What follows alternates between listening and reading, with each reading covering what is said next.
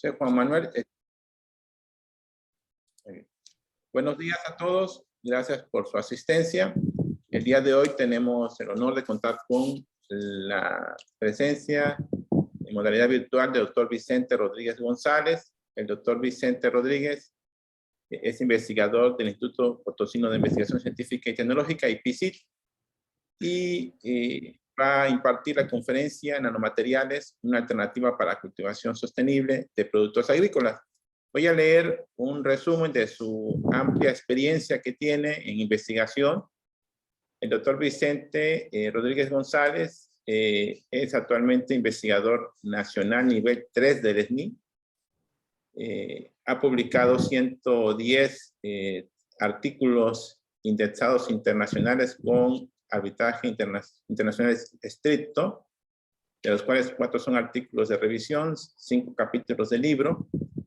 Ha formado parte del comité editorial científico de la revista internacional Chemical Engineering Journal o International Journal of Research and Development, con un factor de impacto de 13.27, y también ha sido editor de volúmenes especiales en revistas de ciencia de materiales como Catalysis Today, Journal Hazardous Materials and Topic Catalysis, publicados por Elsevier y Springhead, Nature.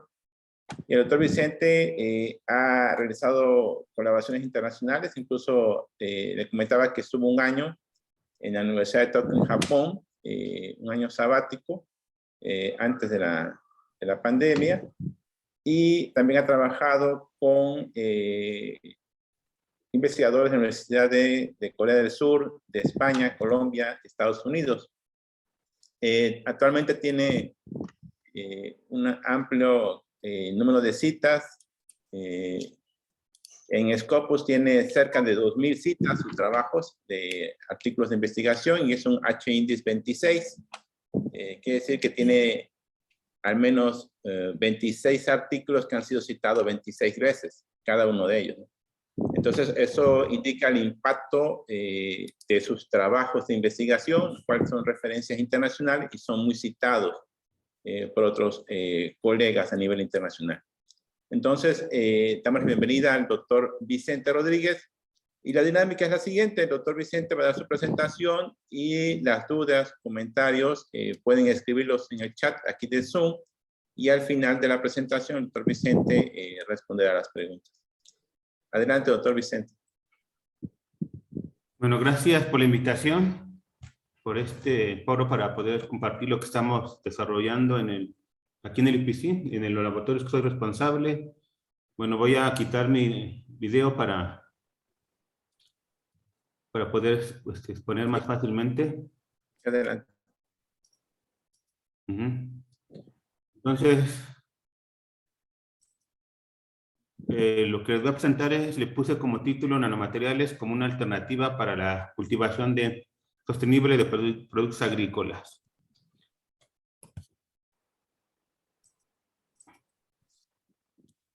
Primero vamos a recordar que estamos trabajando en nanoescala, es decir, 10 a la menos 9 metros cuadrados,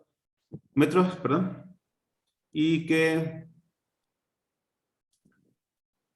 bueno, los materiales que necesitamos van a estar en escala menores a 100 nanómetros, ¿no? Podemos hacer compósitos, pero necesitamos trabajar a esa escala para tener propiedades que no se tienen con los macromateriales.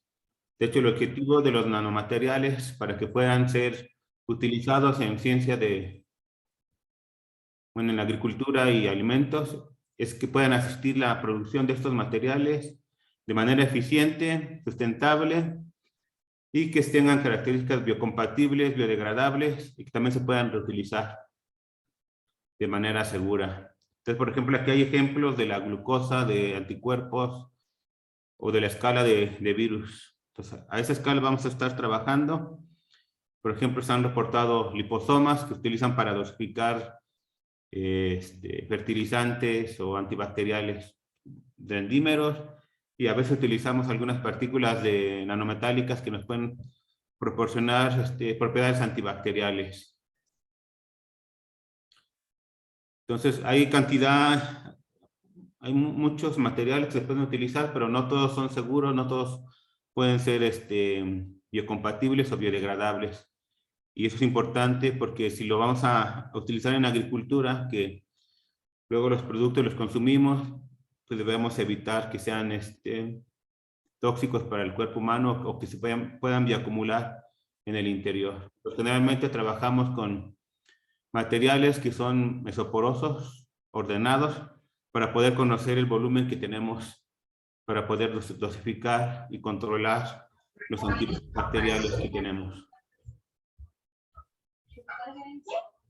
Entonces, como les decía, hay cantidad de productos. Entonces vamos a trabajar con materiales sólidos o a lo máximo con biogeles, ¿no? Que podamos recuperar y monitorear toda la evolución desde que empezamos a utilizarlos. Entonces, generalmente en la nanoestructura se utilizan para alimentos. Pueden haber polímeros, pueden haber emulsiones, liposomas, nanocompósitos, y lo podemos utilizar en las diferentes etapas, desde el cultivo de la planta hasta su distribución en el empaque, o podemos encapsular. Sí. Entonces, de acuerdo a la toxicidad, pues tenemos ya en el mercado tenemos muchísimos productos que ya estamos utilizando. Por ejemplo, en fármacos hay muchos nanomateriales que se utilizan, en pinturas, en aerosoles. De hecho, en alimentos, ya todos los materiales a base de dióxido de silicio y dióxido de titanio están permitidos, bueno, ciertas dosis y cierto tamaño. En protectores solares, de hecho, para bebés está permitido cierto porcentaje, y de hecho, gran cantidad de los materiales de productos que utilizan para gomas de mascar, chocolates y pastas ya tienen un porcentaje de dióxido de titanio. Entonces no hay mucho problema con este tipo de regulaciones. Vamos a revisar un poco primeramente en qué partes, en qué latitudes del planeta ya se están utilizando nanomateriales, y bueno, donde ya se está modificando el uso del suelo para poder tener monocultivos y poder tener los productos que tenemos a nivel mundial, ¿no? Entonces, por ejemplo, aquí tenemos los top 5 de las áreas donde tienen más cultivos para maíz, para cebada, para arroz. Entonces, el número 1 es China, ¿no? Vemos que es el primer productor de productos agrícolas, seguido de Estados Unidos, Australia, Rusia y Brasil, que son los 5 productores mundiales de productos agrícolas. Pero aquí podemos ver también, por ejemplo, Canadá, que ya tiene gran cantidad de campos agrícolas, de monocultivos, que a pesar de sus condiciones, que en el invierno son muy drásticas, temperaturas de menos 30 grados, pues ya están con cambios de suelo importantes, ¿no? Que eso se puede ver en el cambio climático. Entonces, generalmente vemos que cuando tenemos monocultivos, que ponemos campos para un solo producto, pues vamos a afectar la biodiversidad de esa zona. La fertilización natural ya no es posible. Tenemos que utilizar agroquímicos, fertilizantes y herbicidas para poder controlar todo el ecosistema que se genera. Entonces esto a la larga produce cambios de uso de suelo, desgaste de uso de suelo, acidificación de cuerpos de agua y acidificación de suelos. Ya que generalmente cuando hablamos de fertilización natural hablamos de que en la atmósfera tenemos 70% de nitrógeno, el 21% de oxígeno y de otros gases, ¿no? Cuando tenemos tormentas, cuando tenemos rayos, es como podemos disolver este tipo de nitrógenos en amoníaco, nitrito, nitrato, que son los fertilizantes que tenemos disponibles en la naturaleza para poder fertilizar las plantas. Entonces eso ya no es posible. Y para ejemplificar, tomé la planta del maíz, que es de las más cultivadas a nivel mundial, y creo que es la número 1 a nivel nacional, ¿no? Entonces, veamos todos los productos que podemos obtener de esta planta. Podemos obtener semillas, productos, cuando los secamos, los procesamos, podemos tener muchas harinas, cereales, y que se dan de consumo tanto al ganado como a las aves, ¿no? Que son los que más consumimos a nivel nacional. Entonces, si vemos por dónde se pueden traslocar los nanomateriales que podemos utilizar o que encontramos en la naturaleza, vemos que la primera zona donde se pueden traslocar es la rizósfera, que es la parte de la raíz, o sea, toda una esfera cercana a la raíz, es donde podemos nosotros tener peligro de que se pueda traslocar nanomateriales a la planta.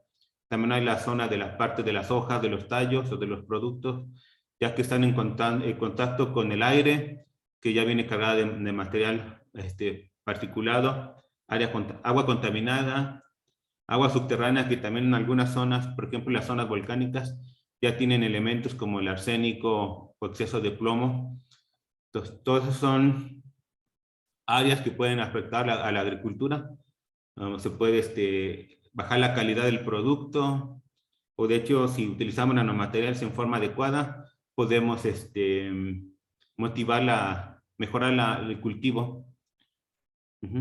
Y controlar, por ejemplo, hay muchísimos patógenos en la naturaleza y también microorganismos benéficos. Cuando se tienen campos de monocultivo, pues hay ciertas especies que predominan y por lo tanto pueden haber infecciones de hongos, de bacterias, que generalmente se controlan con herbicidas que a la larga dejan residuos tóxicos para la planta. Entonces, uno de los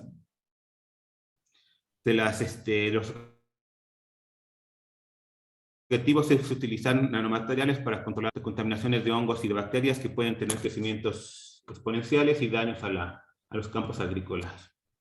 Pues generalmente la composición del suelo se dice que el 45% es material inorgánico, o sea, minerales, sílice, alúmina y otros elementos, y el otro 50% es materia orgánica soluble. El 5% son microorganismos que nos ayudan a arear el suelo, a regular un poco los minerales, y el otro 25% es agua, que es la que va a absorber la planta y va a disolver los minerales, y el 25% es aire, ¿no? O sea, si el material es poroso, pues va a ser mucho mejor para la producción. Pero generalmente si utilizamos un exceso de fertilizantes, podemos tener volatilización por ejemplo, de amoníaco, podemos tener de nitrificación, que también son contaminantes que se van a la atmósfera. Entonces también es importante tener una fertilización balanceada para evitar todo ese tipo de contaminantes, y también que se nos vayan a los cuerpos de agua. Los principales parámetros que debemos controlar en un campo agrícola es la nitrificación, la mineralización y movilización, la denitrificación y la volatilización de contaminantes. Entonces, las áreas de oportunidad que tenemos para los nanomateriales, pues es primero poder controlar el agua y el aire que a veces están contaminados, evitar el exceso de fertilización, disminuir el uso de herbicidas y evitar también el contacto con partículas antropogénicas, ¿no? Generalmente que vienen de incendios. Disminuir la afectación a la biodiversidad, es decir, disminuir los monocultivos. Les voy a presentar un ejemplo de plasmas que podemos utilizar para tener fábricas de plantas verticales y evitar los monocultivos que son enormes, ¿no? Y que nos van cambiando el ecosistema. Tratar de evitar el desvío de cuerpos de agua, que también nos va a afectar otros tipos de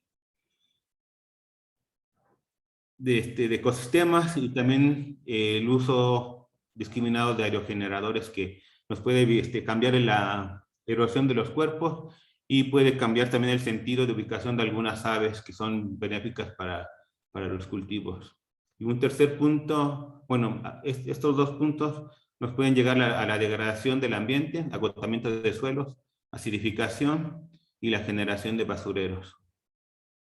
Entonces, también otro punto importante que no se considera en la nanotecnología o en la ciencia ambiental es que no tenemos una educación ambiental adecuada, no tenemos un civismo adecuado para las sociedades actuales, no hay una educación ambiental adecuada y caemos en el consumismo, que eso también, así descubramos métodos de nanomateriales que nos ayuden a tener una agricultura más sustentable, pero si no tenemos un civismo contra los ecosistemas y tenemos el consumismo, pues no vamos a poder equilibrar.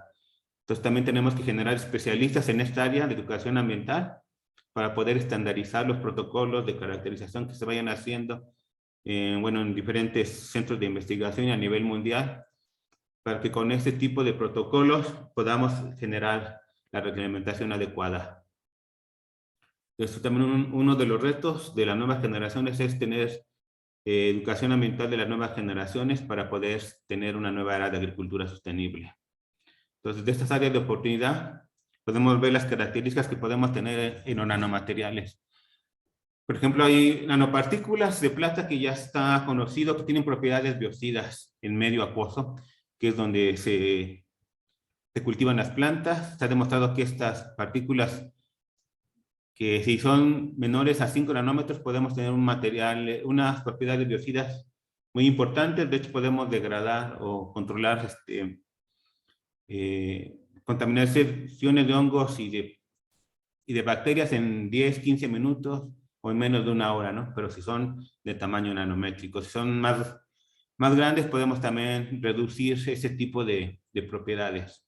Hay algunos materiales que si los utilizamos, podemos tener una mesoporosidad y podemos mejorar propiedades absorbentes, por ejemplo, para antibacteriales, para herbicidas naturales, y ahí podemos usarlo como almacenaje para luego poder dosificarlo en puntos estratégicos o en etapas de la cultivación. Entonces, esos materiales que estamos trabajando nosotros a base de dióxido de titanio y dióxido de silicio tienen propiedades biocompatibles y que se puede evitar la bioacumulación. Entonces, algunos de esos materiales también son de carácter fotoactivos, es decir, que si son irradiados con lámparas de luz artificiales, lámparas LED o lámparas normales que se tienen actualmente de luz blanca, podemos activarlos, o sea, podemos activarlo utilizando luz solar, que es lo que se utilizan para el cultivo de plantas o en viveros, o lámparas visibles que podamos no depender de la luz solar cuando tenemos condiciones climáticas adversas, ¿no? Entonces, los retos de los nanomateriales es tener nanomateriales que no se le exhiben al medio ambiente, que tratar de ser lo más selectivos a los microorganismos nocivos. Esto nos van a permitir desactivar estos microorganismos en corto plazo, o sea, prevenir en lugar de remediar, ser estables a las condiciones ambientales, experimentales, que nos permitan una de activación irreversible, que es un control total y no que sea una latencia. Y otro reto es la reproducibilidad de los experimentos. Cuando trabajamos con cosas de microbiología, a veces tenemos un gran porciento de error, ¿no? Entonces también un reto es tener reproducibilidad en este tipo de experimentos. Entonces, generalmente lo que buscamos nosotros en el grupo de investigación del que soy responsable es tener estos nanomateriales como recubrimiento, que sean absorbentes, que sean fotoactivos, para que nos permita filtrar, inactivar y liberar sustancias antibacteriales. Ese es el objetivo que estamos buscando con los trabajos que estamos desarrollando actualmente.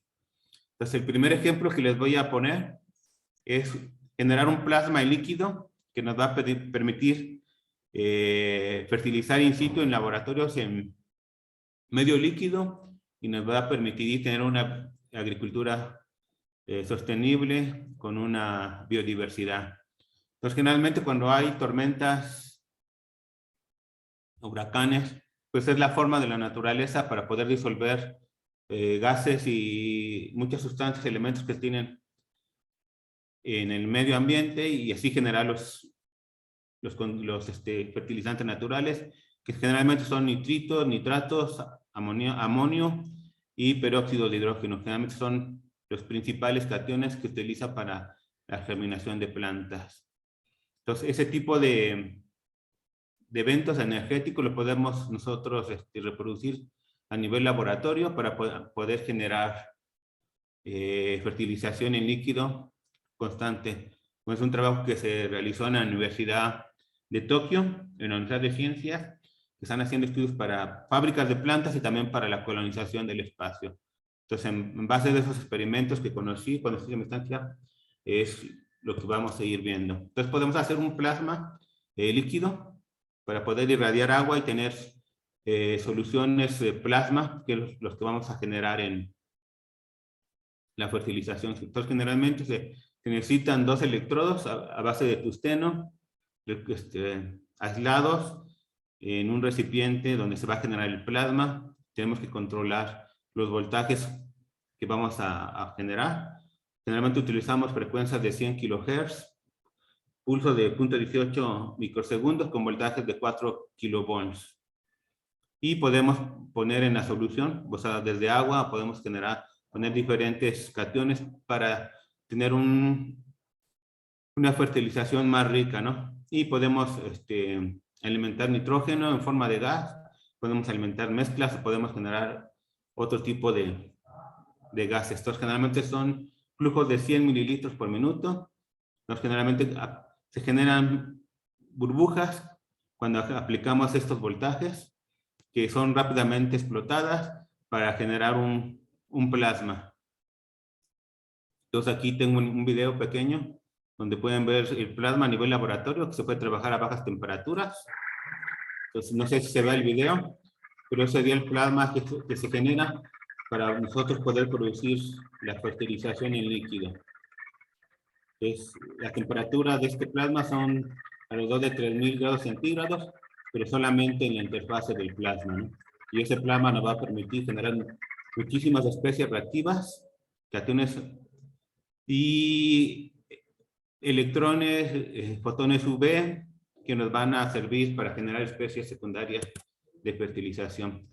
Generalmente tenemos 3 zonas: la zona del plasma, la zona plasma-gas y gas líquido. Dependiendo de la zona que se tienen, podemos generar compuestos. En la zona 1 generamos compuestos reactivos de nitrógeno, especies reactivas como el óxido nitroso, oxígeno, ozono y peróxidos, que cuando entran en contacto con las soluciones que tenemos en el medio, podemos generar las especies de fertilización como el nitrito, el nitrato, el amonio y el peróxido de hidrógeno, que son los que vamos a monitorear para que les muestre cómo se hace la fertilización in situ. Y en la tercera zona tenemos otras especies reactivas, dependiendo del control del pH, su evolución, y unas especies muy reactivas que nos van a permitir el control, por ejemplo, de algas patógenas o de hongos patógenos. Entonces, en este plasma en líquido podemos cambiar el ambiente, podemos controlar el pH con soluciones buffer, cationes orgánicos, inorgánicos, y es posible hacerlo en gran escala para las fábricas de planta. Entonces, generalmente tenemos baja temperatura, alta densidad de especies reactivas y una eficiencia, que se puede controlar. Tenemos fotones UV, donde podemos también incorporar fotocatálisis para mejorar la fertilización a las especies reactivas de oxígeno. Tenemos electrones, iones y radicales. Entonces hicimos un experimento durante 2 horas para monitorear la producción de iones nitrato, nitrito, amonio.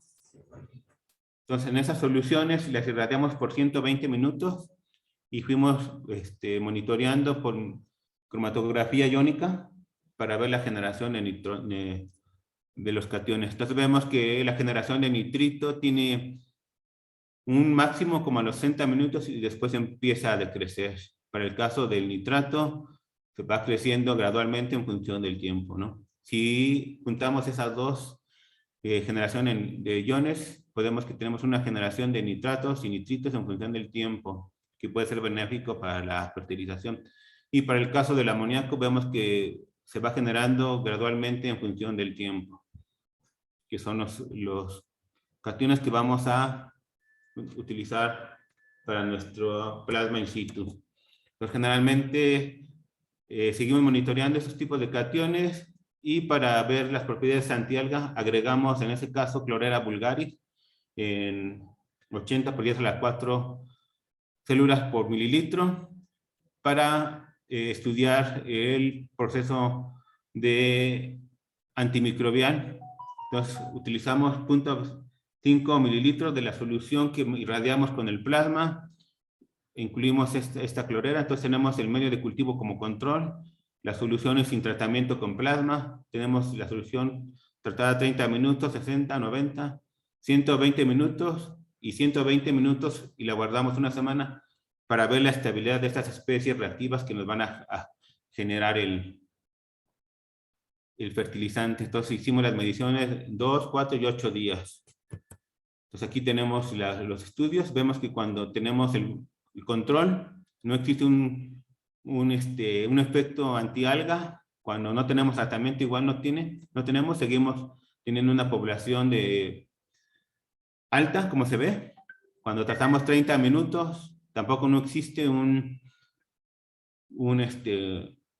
efecto antialga. De hecho, la población creció más. A los 60 minutos es parecido que con los controles sin tratamiento. A los 90 minutos tampoco existe un efecto benéfico, pero cuando tratamos 120 minutos vemos que logramos erradicar el crecimiento de algas, igual con la solución de 120 minutos y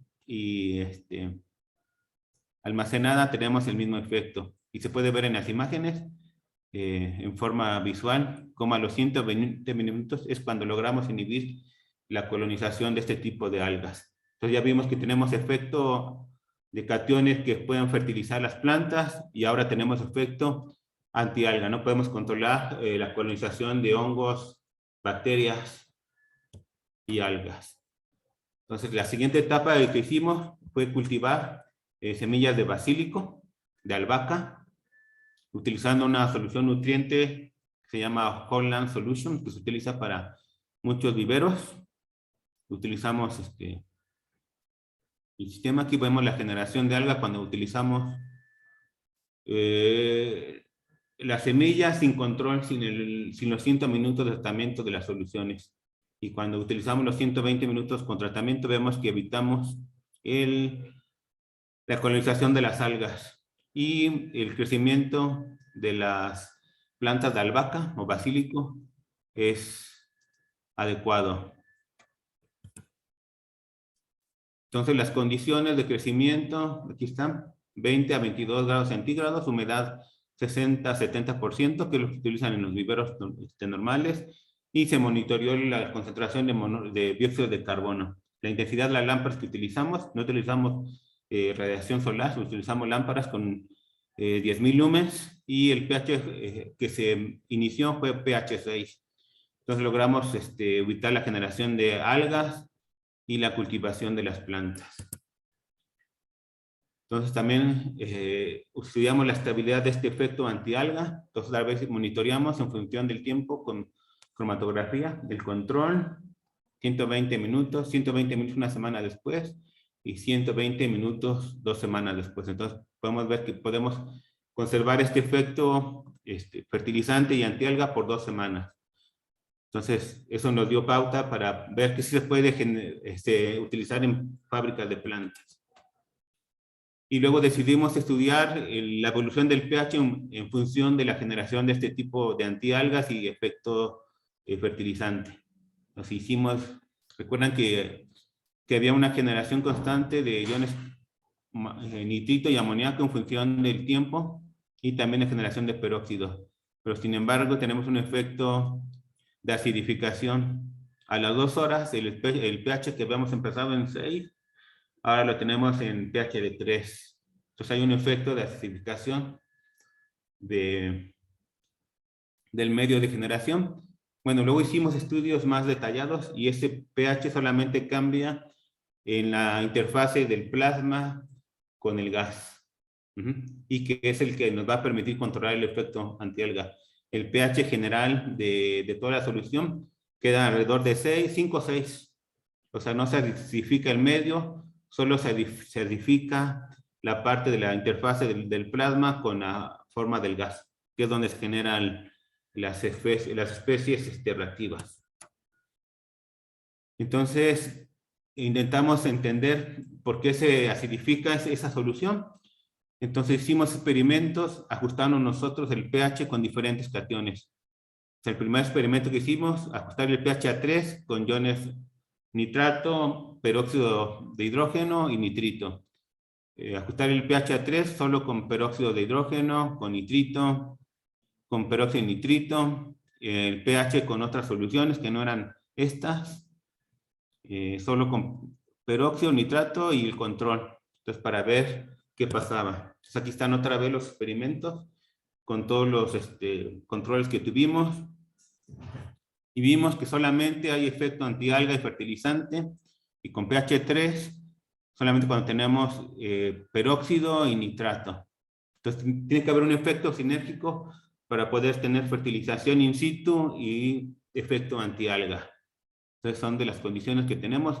Si hacemos solamente parcialmente los otros experimentos, no se logra el 100% de efecto antialga. Entonces, aquí vemos la colonización del alga en función del tiempo. Entonces, solamente cuando tenemos pH 3, peróxido y nitrito, logramos tener ese efecto.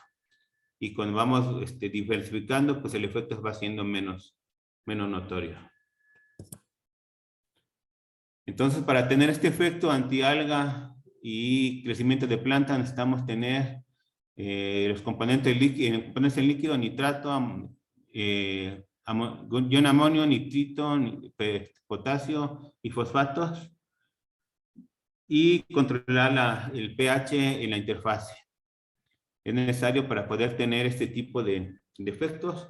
En caso que se nos llegara a acidificar la solución, podemos utilizar buffer para regular el pH a 6, 5, ¿no? Y no afectar el crecimiento de las plantas. Entonces aquí están imágenes de los cultivos de las plantas por este método. Ahí se ve el basílico que se obtuvo, más sano. Y el efecto antialga se debió a la generación de iones peroxinitrito en la interfase del plasma con el gas, que nos lleva a un pH 3 en esa zona.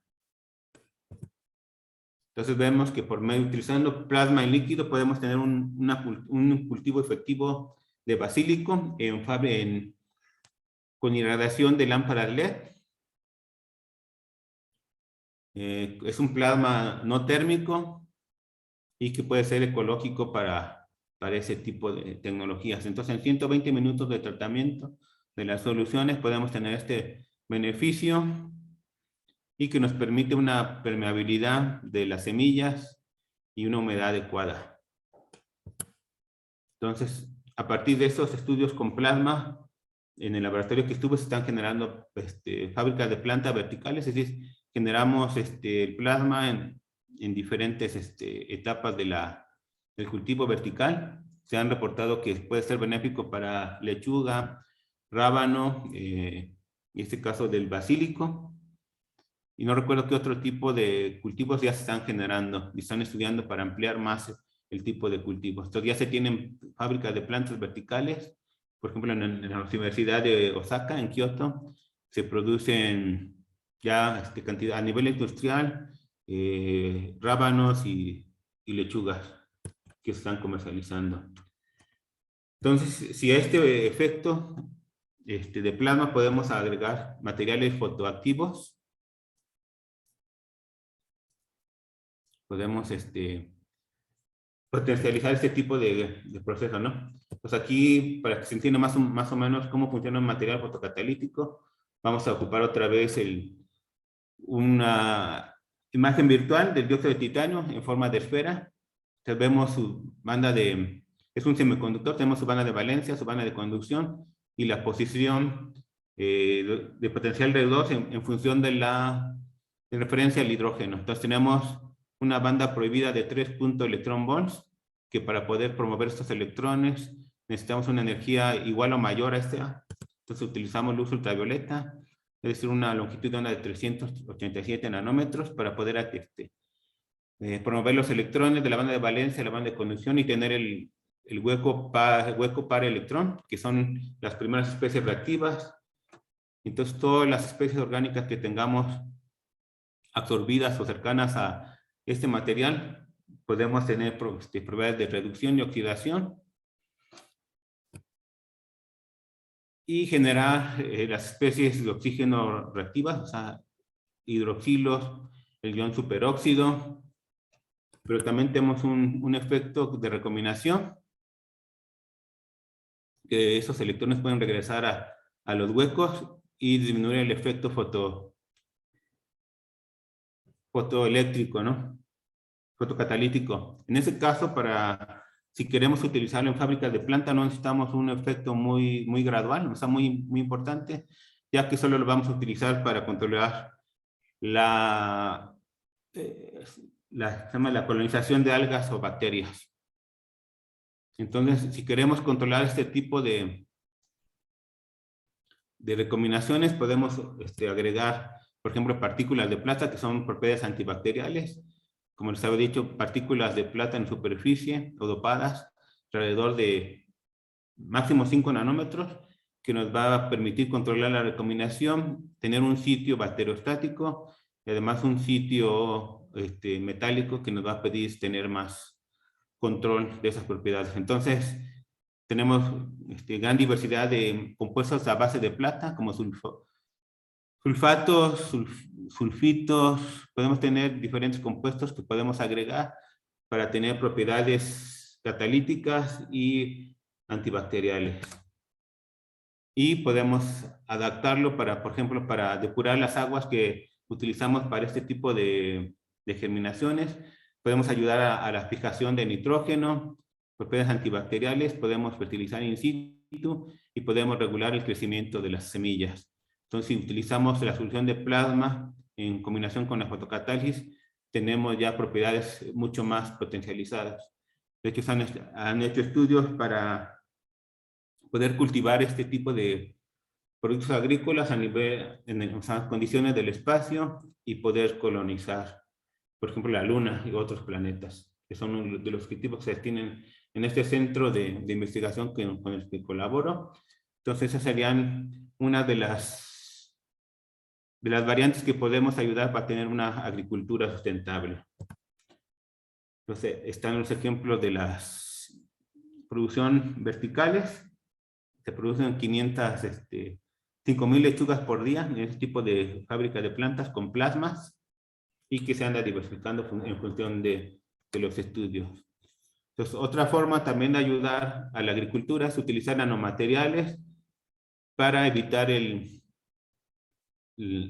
que se baje la calidad del producto cuando está en la etapa de post cosecha, ¿no? Que se cosecha el material, se almacena y se distribuye a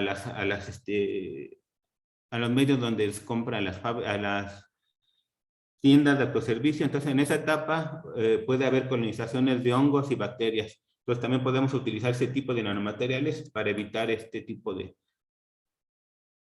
consumo. Entonces, hicimos la inactivación de Botrytis cinerea, que es un hongo que le sale generalmente al tomate, a las uvas. O sea, no es específico de una planta, tiene muchísimas afectaciones. Por ejemplo, el tomate, aquí tenemos ejemplos del hongo, tomate, a la fresa, a la uva. Entonces, este tipo de hongo causa pérdidas millonarias durante el consumo post cosecha, y dependiendo de las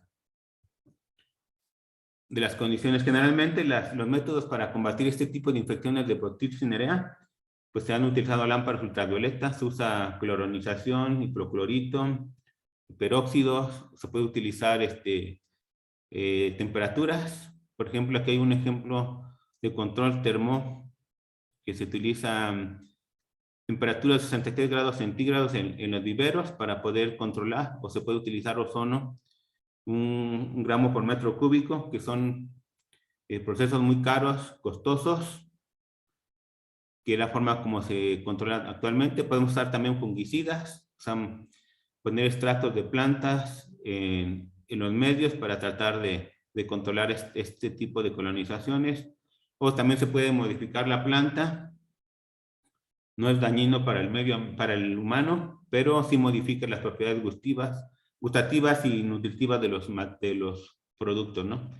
Son generalmente los medios como están controlando en los viveros.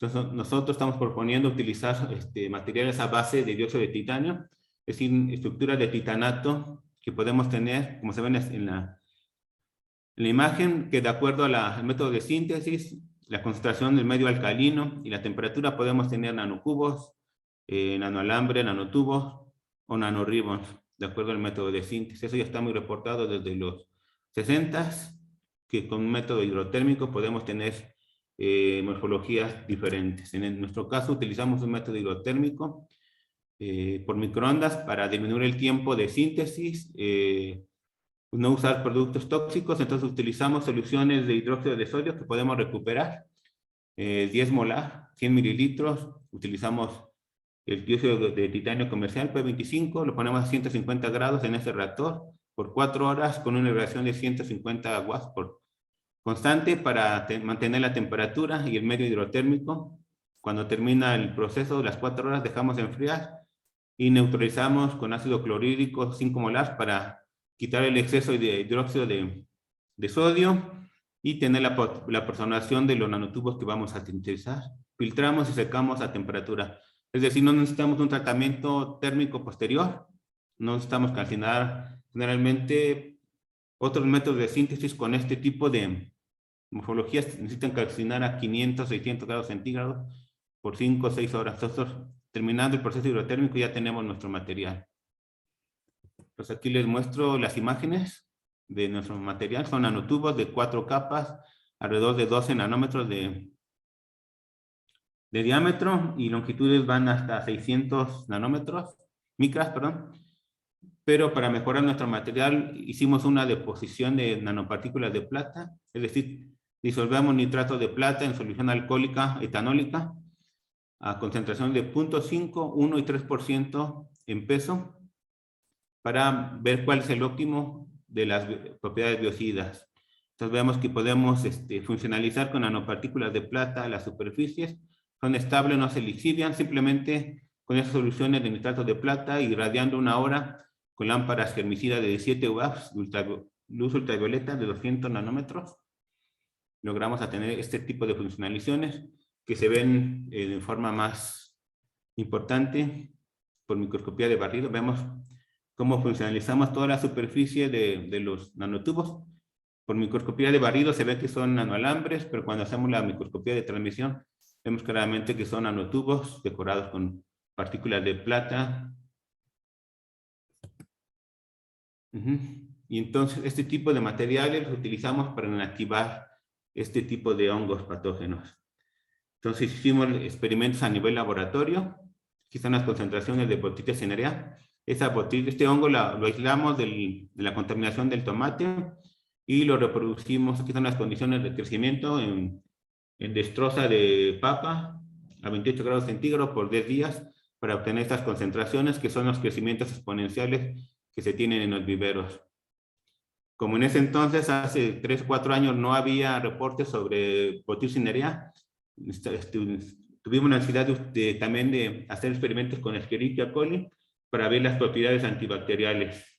Entonces utilizamos 30 mililitros de estas soluciones, con esas concentraciones, con 30 miligramos del material que sintetizamos, con los diferentes porcentajes de plata, e irradiamos con una lámpara halógena normal, 30 watts por segundo, 30 watts, que tenía un filtro para evitar la radiación ultravioleta.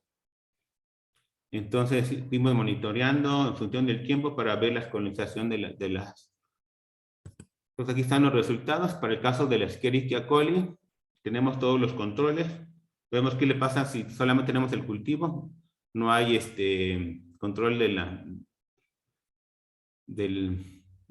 la Escherichia coli. ¿Qué pasa solamente con la lámpara? Tampoco hay ningún control. ¿Qué pasa si ponemos el precursor, la P25? Logramos inactivar solamente el 20%. Cuando ponemos solamente nanopartículas de plata para ver el efecto bacteriostático, logramos controlar también alrededor del 35%. Cuando tenemos solamente los nanotubos sin plata, logramos hasta controlar hasta un 50%. Pero cuando probamos los diferentes porcentajes, 0.5, 1 y 3%, vemos que logramos controlar este crecimiento del E. coli, en ese caso fue con 3% en plata en 45 minutos. Y luego hicimos un experimento de control. ¿Qué pasa con este material sin irradiar? Y tenemos que este tipo de efecto solamente bacteriostático logra controlar solamente el 40%, como vemos en la gráfica, en la oscuridad. Entonces tenemos que tener un efecto sinérgico de radiación, contenido de plata, para lograr inactivar las Escherichia coli en 45 minutos. Y luego pasamos a la inactivación, pero es caso para el hongo del tomate. Entonces hicimos también todos los blancos, el control, fotólisis, solamente plata, P25, la nanotubos sin plata y con los diversos consentidos de plata. Para el caso del hongo de la Bacillus cinerea, logramos controlar estas infecciones en 20 minutos. Y para este caso, el mejor material fue con 0.5% de plata.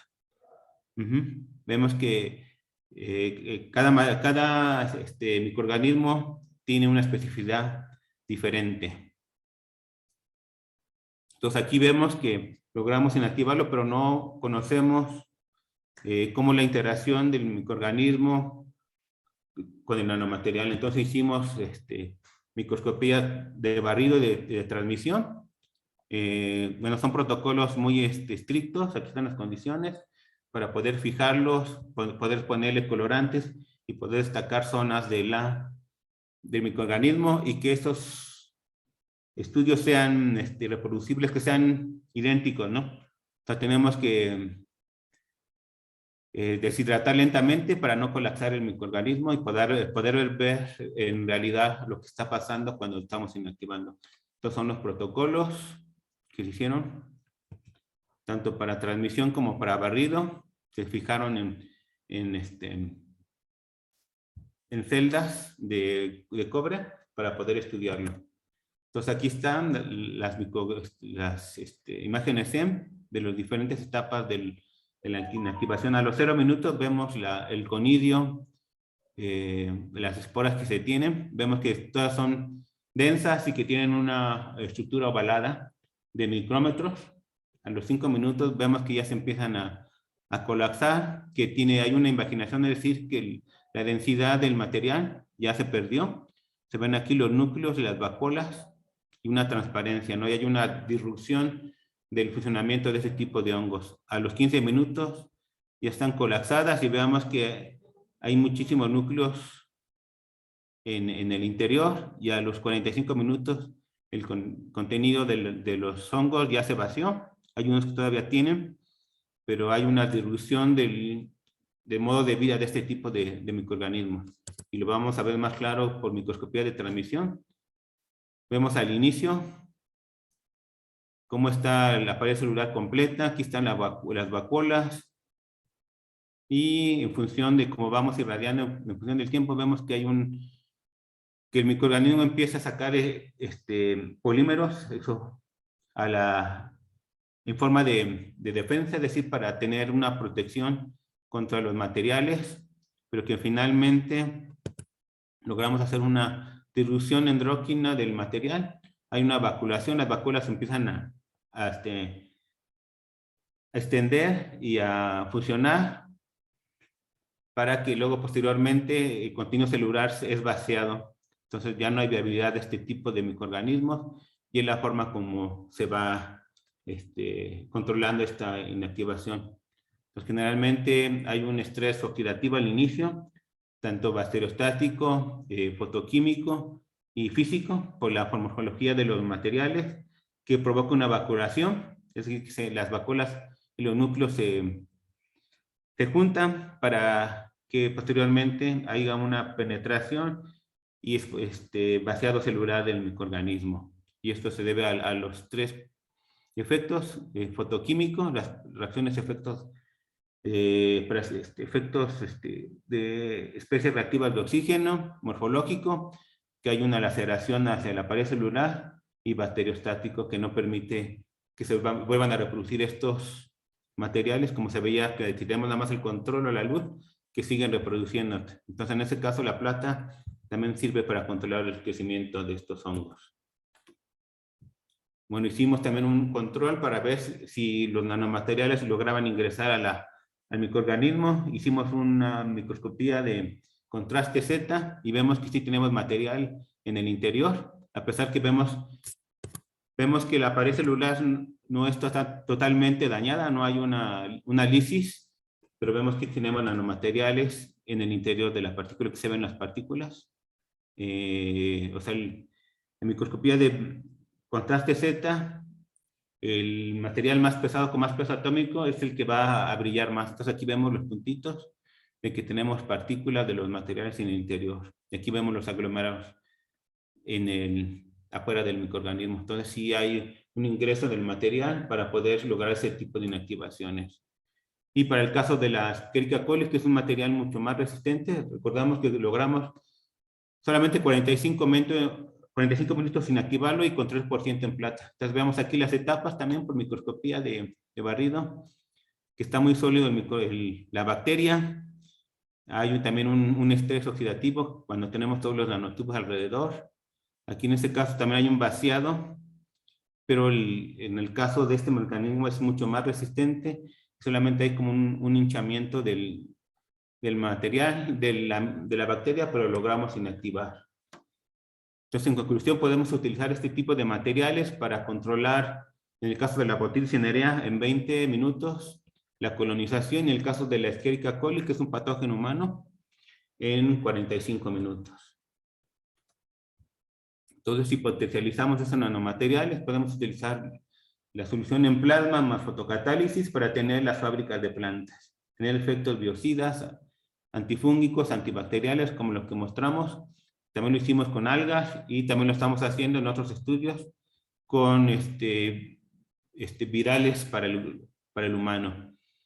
Entonces, si lo que estamos trabajando ahora es liberar, o sea, colocar en esos materiales, ahora que van a ser mesoporosos, poner sustancias antibacteriales como el carbacrol, como extracto de la cebolla, para poder fertilizar y tener este tipo de efectos a nivel de fábrica de planta.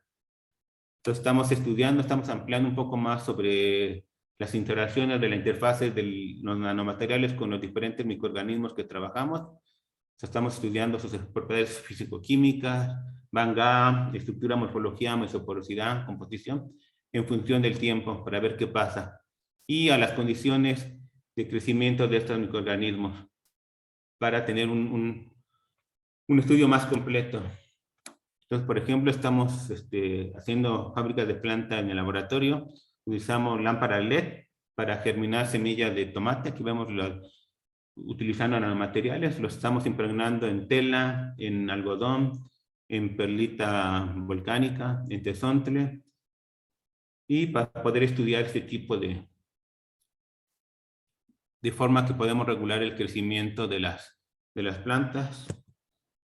Y también estamos trabajando en recubrimientos transparentes que podemos poner sobre el producto para prevenir este tipo de infecciones, ¿no? Estamos ahorita trabajando en películas transparentes o películas que pueden proteger los productos durante el tiempo post cosecha, ¿no? Y estudiando las liberaciones de estos antibacteriales que tenemos en nuestros materiales mesoporosos. Por ejemplo, hicimos materiales de dióxido de silicio con recubrimiento de quitosano. Primero almacenamos sulfametazol, que es utilizado para diferentes infecciones estomacales de la piel. Generalmente cuando el pH del estómago puede llegar hasta pH 2, ¿no? Y en ese pH el quitosano tiende a inflarse, a degradarse, y de esa manera podemos dosificar este tipo de materiales. Por ejemplo, logramos hacer un material que tiene 4,000 metros cuadrados por gramo, o sea, muchísima área superficial. Entonces nosotros podíamos dosificar en función del pH del estómago para liberar estos tipos de antibióticos. Se sabe que ese tipo de sulfamidas puede generar una alergia para ciertas personas, pero si lo dosificamos, logramos evitar ese tipo de alergias que pueden seguir. También otro estudio que estamos haciendo en colaboración con el Tecnológico de Nayarit, estamos utilizando ese tipo de quitosanos con propóleos para alargar el tiempo de almacenaje de la yaca, un producto que se consume mucho en Estados Unidos, que se cultiva en Nayarit. Entonces vemos que logramos cultivar, alargar el tiempo de anaquel con quitosano, con propóleos por 10 días, que si lo hacemos en el control en 4 días, ya el producto no es comestible. Y bueno, todo eso ya lo tenemos. Bueno, ya tengo yo publicado 2 reviews de aplicación de dióxido de titanio para la agricultura. Aquí están las referencias. Y el otro, el estudio de la interfase de los nanomateriales con los microorganismos por microscopías y por XPC, por muchas técnicas. También ya lo tenemos publicado en esa revista de Applied Catalysis B, por si quieren consultarlo. Y sería todo lo que quería compartir acerca de los estudios. Si tienen dudas, estoy a sus órdenes. Muchas gracias, doctor Vicente, por su excelente presentación, muy interesante, con una aplicación fundamental en la vida actual y futura. Me llamó la atención lo que mencionó al principio de que estaban trabajando también en la Universidad de Tokio con este tipo de investigaciones, pero aplicado a colonizar en otros, entendí, planetas o en el espacio, para poder cultivar esas plantas y poder procurar que tengan un buen desarrollo, un buen crecimiento en el espacio. Ajá. ¿Qué tipo de investigación, como puede comentar con respecto a ese tema? Poder a futuro poder cultivar esas plantas en el espacio, o qué diferencias, qué retos tendrían con respecto a los que existen en la Tierra. Sí, mire, aquí les mostré una imagen de ahí del Centro de Colonización del Espacio. Bueno, de hecho aquí se está haciendo la solución del plasma, pero con orina. O sea, se hace una filtración y se trata la orina con nanomateriales para quitar todas las, o sea, la Escherichia coli y otros microorganismos que vienen en la orina, que tenemos normalmente en el estómago, y posteriormente se utilizan para la cultivación de lechugas en plasmas pequeños, ¿no? Con radiación de lámparas LED. También son infrarrojo y ultravioleta para proporcionar la temperatura y la irradiación que permita activar estos materiales y tener la fertilización. Y también se hacen con plasmas de nitrógeno y oxígeno que se tienen en laboratorios especiales que se tienen ahí simulando las condiciones del espacio. Es lo que se está trabajando ahorita. Se trabaja con diferentes materiales, dióxido de titanio, con zinc, con tungsteno y con herbio, que el herbio, por ejemplo, tiene absorbancia en la radiación del infrarrojo, pero que puede regresar ese tipo de radiación a la región del visible y poder tener más efecto fotocatalítico. Muy interesante, muchas gracias. Doctor Vicente, comentarle que en su presentación también tenemos profesores y estudiantes tecnológico de Poza Rica, de SICA, incluso que está el doctor Arce, amigo, el tecnológico de Celaya, el doctor Jesús. Aquí pregunta el ingeniero Gerardo, el futuro ingeniero Gerardo de la UVM, con respecto al tema que presentó, ¿cuáles son los principales retos o desafíos para poder implementar en todo el mundo? Pues uno de los retos es que la mayoría de la gente siente inseguridad por ese tipo de plantas. De hecho, los principales consumidores o los que compran este tipo de cultivos son las líneas aéreas, ya que mucha gente dice que los productos no son seguros. Entonces es una primera etapa de resistencia de las personas. O sea, dicen que el producto no tiene las mismas propiedades nutritivas y el sabor. Bueno, puedo decir que el sabor sí cambia un poco porque no son los mismos minerales que se tienen en el suelo normal.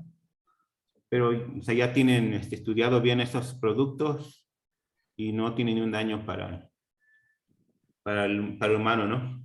Y por eso les ponía al inicio que ya hay muchísimos productos, ¿no?, que tienen nanomateriales y que generalmente consumimos diario, pero cuando se trata de productos agrícolas, la gente tiene mucha desconfianza, ¿no? Pero de regreso a la diapositiva, o sea, ya normalmente ya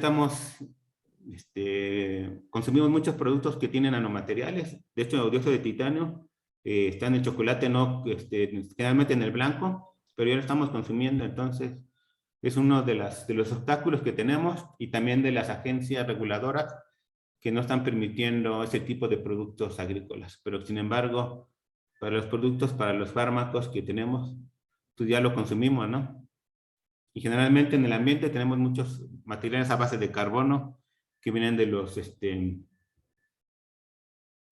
las fábricas, de los autos. Entonces, ese es uno de los principales Por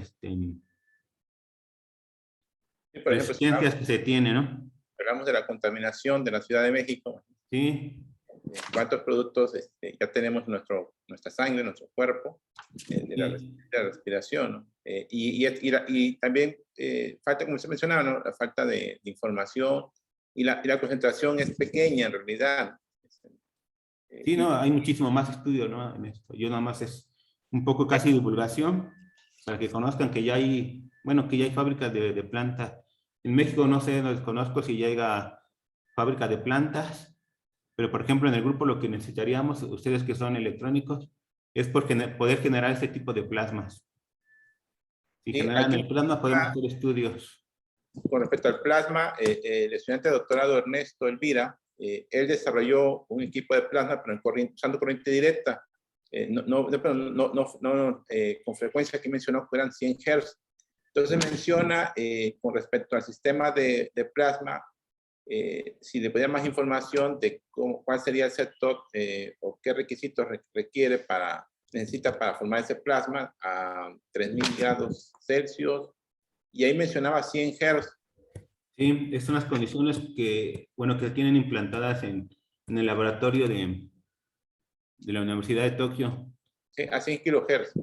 A 100 kilohertz. Estos pulsos de 0.18 microsegundos. O sea, el voltaje es alto, ¿no?, para poder generar el plasma. Pero generalmente serían este tipo de condiciones. Los electrodos son de tungsteno. Ahí está el diámetro.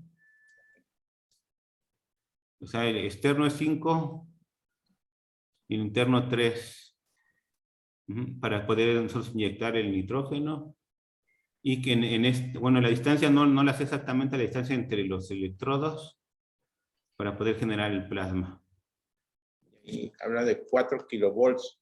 Ajá. Aplicación con pulso de 0.18 microsegundos. Ok. Sí. Muy interesante. Bueno, ahí responde la pregunta de... Bueno, ajá. Bueno, también tiene que tener un enfriador para los electrodos y un reciclaje, ¿no?, para poder generar el plasma. Muy bien. Ok. Ese equipo en la Universidad de Tokio lo compraron en forma comercial o lo hicieron? No, son hechos ahí en el laboratorio. O sea, yo pedí que me dejaran hacerlo acá, pero me dijeron que no porque está patentado. Ok. Pero yo creo que no es mucha ciencia, ¿no? O sea, yo creo que se puede reproducir. Bueno, hay muchísimos tipos de plasma. Hay radiales. O sea, esto nada más a nivel laboratorio, pero tienen en serie para poder tenerlos a nivel industrial. Ok. Ese sistema de enfriamiento es muy importante. Y una pregunta, ¿y tiene una cámara de protección o está prácticamente en laboratorio libre? ¿Tienen un sistema de protección? Bueno, la protección no es para el plasma, ¿no? Porque, o sea, ahí lo vemos en el video cómo puede estar a nivel laboratorio. O sea, sí, el sistema está cerrado, aislado, pero es para evitar que le podamos poner bacterias Ok. o virus que normalmente llevamos nosotros, ¿no? Es más bien para disminuir el número de parámetros durante los estudios del sistema. No es porque deba estar aislados, baja temperatura. Y aquí tengo una pregunta que me dice que son productos transgénicos, no, porque no se está modificando nada de la planta. De hecho, es bajo en herbicidas, sería como un producto orgánico. Okay. Simplemente, en lugar de cultivarlo en el suelo, se está cultivando en medio líquido y todos los productos, todos los minerales se ponen en las soluciones nutritivas. Y con respecto al, mencionaba el cambio de sabor, si hay un cambio. Pues sí, pues es que también así como, por ejemplo, si probamos una manzana, no sé, de Chihuahua y otra de, no sé, Nuevo León o de Zacatecas, pues como son suelos diferentes, pues tienen un sabor característico, ¿no? Pero aquí sí soy sincero, a mí me gustan más los productos de México que los japoneses, ¿no? Porque es otro tipo de suelo. Salvo algunos otros que son muy específicos de la zona. Pero en cuanto a propiedades nutritivas, pues no tienen gran variante. Sí, está como en Israel, que desarrollaron ahí, tienen un tomate que puede durar muchos días y que realmente está patentado, pero que tiene alteraciones en sus propiedades nutritivas. Ese tomate que ellos desarrollan en Israel. En caso de lo que menciona, creo que es más factible en investigación, incluso en México, y le felicito porque nuestro país está desarrollando este tema tan importante de investigación, sobre todo en la agricultura, y que esperemos, usted con los estudiantes que están incorporados en la plataforma, puedan el día de mañana, si uno está interesado, en acercarse al doctor Vicente. Doctor Vicente trabaja en el IPC y tienen estudios de posgrado, tienen maestría y doctorado en el PNPC de CONACYT. Sí, aquí sí, o sea, podemos hacer un anuncio, tenemos bueno, la división donde estoy yo, es nanociencias y materiales, tenemos maestría en nanociencias y materiales, doctorado y doctorado directo en nanociencias y materiales. Pero también en el IPC está la división de biología molecular, también tienen su maestría, doctorado directo en biología molecular. Tenemos la división de ciencias ambientales, también hay maestría y doctorado en ciencias ambientales, la división de matemáticas, que es sistemas dinámicos y control, también hay maestría y doctorado, y la división de geociencias aplicadas, también hay maestría y doctorado. Generalmente, para todos los posgrados se pide, a ver si me acuerdo, aquí tenía 41 del inglés, del IBT para ingreso al doctorado y 35 para la maestría en todos los posgrados, ¿no? Y la beca es para el estudiante, aquí no se cobra colegiatura en ninguno de los posgrados. O sea, la beca que les da CONACYT es para los estudiantes. Entonces, si están interesados, bueno, aquí está mi correo, o pueden entrar a la página del IPC y ahí deben estar cargadas todas las convocatorias para cada posgrado que se tenga. De hecho, también pueden venir a hacer estancias de licenciatura o colaboraciones en sus tesis de licenciatura, maestría, coasesoría. Nada más ahorita están un poco reguladas por la pandemia, pero también hay instancia de postdoctorado vía CONACYT, entonces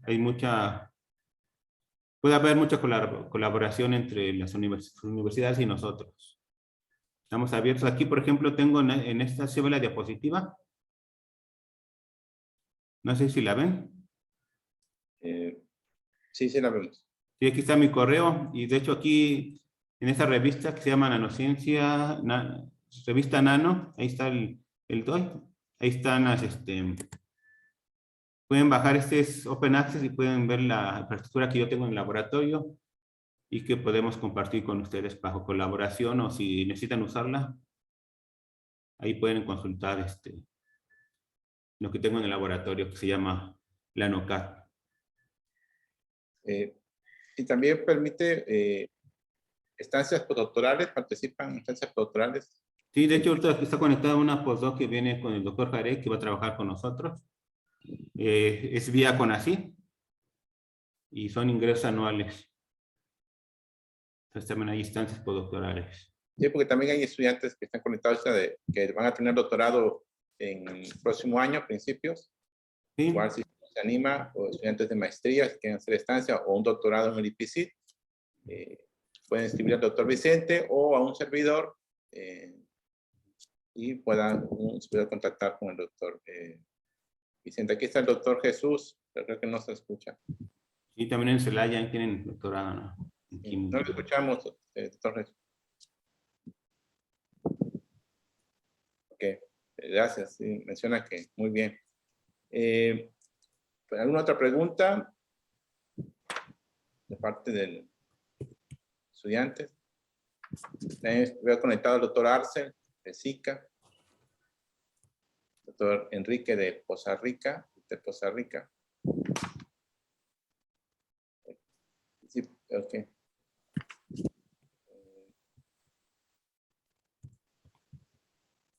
Ya no hay preguntas. Bueno, voy a... Doctor Juan Manuel, ¿puede compartir el diploma para dar lectura? Okay. Muy bien, ¿se puede agrandar la pantalla?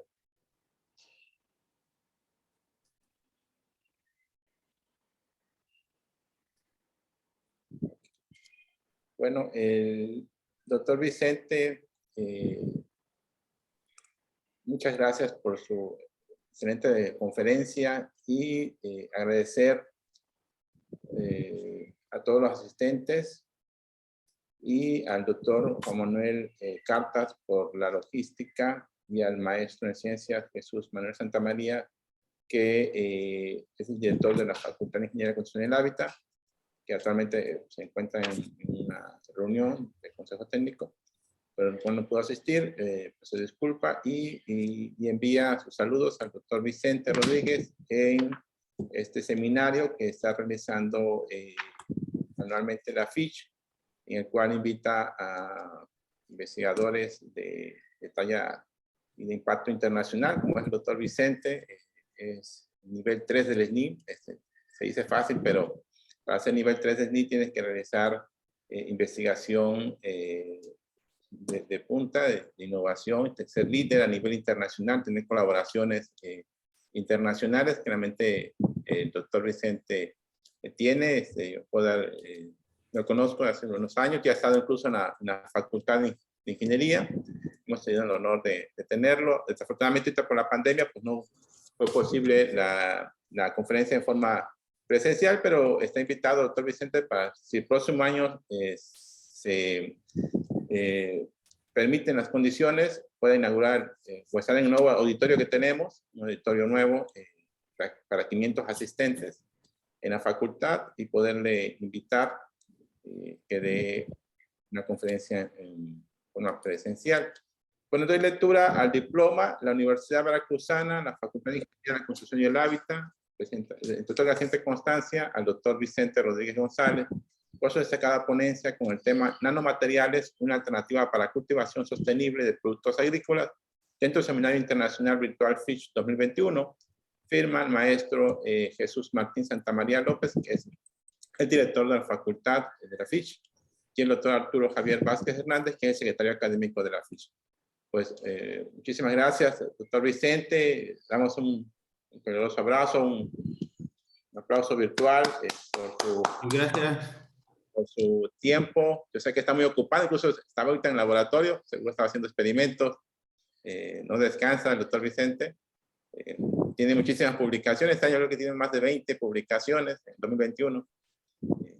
para que vean la calidad del trabajo que realiza y las colaboraciones que tiene a nivel nacional e internacional. O sea, ¿algunas palabras, doctor Vicente? No, pues gracias por atender. Espero que les haya motivado, que quieran seguir estudiando y haciendo ciencia. Y ahí les compartí la página del IPC, mi correo y el nombre de mi laboratorio. Entonces, muchas gracias. Muchas Provecho. gracias. Hasta Que luego. tengan una excelente tarde. Gracias a todos. Nos vemos. Hasta luego. Hasta luego, doctor Vicente, doctor Jesús, Alcer, doctor Enrique. Hasta luego.